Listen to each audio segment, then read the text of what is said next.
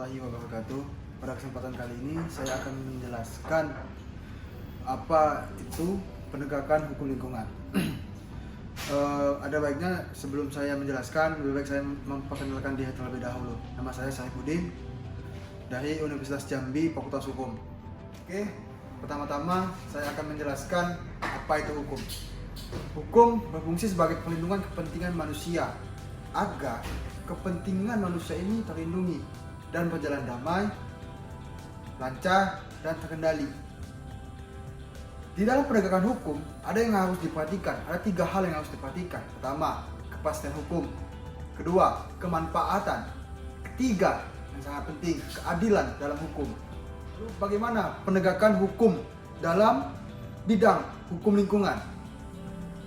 Dari literatur yang saya baca, ada 3 cara dalam penegakan hukum lingkungan. Pertama, penegakan hukum lingkungan dalam administrasi. Yang kedua, penegakan hukum lingkungan secara pidana. Yang ketiga, penegakan hukum lingkungan melalui mekanisme perdata. Pertama-tama saya akan menjelaskan penegakan hukum lingkungan administrasi. Penegakan hukum lingkungan administrasi ini ada 2 tahap. Pertama, penegakan secara preventif, yaitu penegakan artinya ada pengawasan oleh pejabat pengawas dalam hukum lingkungan.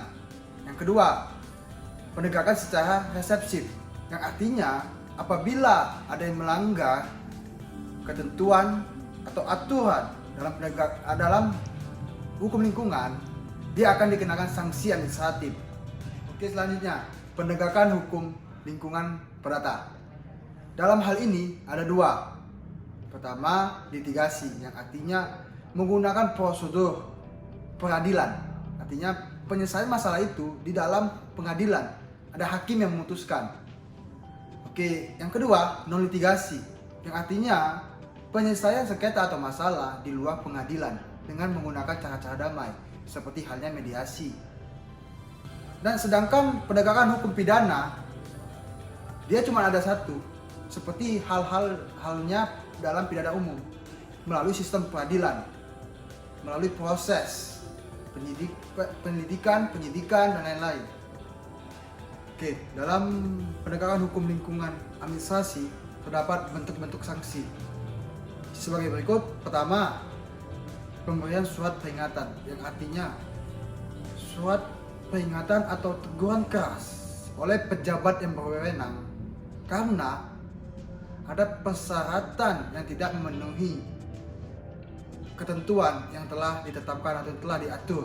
Yang kedua, paksaan pemerintah, yang artinya kewenangan tata usaha negara atas biaya guna menyingkirkan, melakukan, mencegah, dan mengembalikan keadaan semula yang telah terjadi atau yang sedang diadakan. Gitu. Oke, yang ketiga, pembayaran uang pasah, yang artinya denda paksa yang dikenal di dalam hukum administrasi. Yang keempat, penangguhan izin, yang artinya izin yang telah berjalan dinonaktifkan sementara karena terdapat pelanggaran-pelanggaran yang terjadi dalam usaha tersebut. Yang kelima, pencabutan izin, yang artinya ada akibat hukum yang fatal yang telah dilakukan, yang harus izin tersebut dicabutkan karena tidak sesuai persyaratan hukum lingkungan atau perlindungan dan pengelolaan hukum lingkungan, Undang-Undang Nomor 32 Tahun 2009 tentang perlindungan dan pengelolaan lingkungan hidup. Sanksi administrasi ini ditegaskan lagi di dalam Undang-Undang Perlindungan dan Pengelolaan Lingkungan Hidup, Undang-Undang Nomor 32 Tahun 2009. Pertama, sanksi paksaan pemerintah. Yang kedua, biaya sanksi paksaan pemerintah. Yang ketiga, sanksi pencabutan izin. Yang keempat, sanksi perintah audit lingkungan. Sedangkan sanksi pidana ditegaskan juga di dalam Undang-Undang Perlindungan dan Pengelolaan Lingkungan Hidup, pasal 41 sampai dengan 48. Kalau perdata yang kita ketahui seperti biasa, apabila ada kerugian tersebut diganti rugi atau ada keadaan yang hilang, yang artinya keadaan itu dikembalikan seperti semula.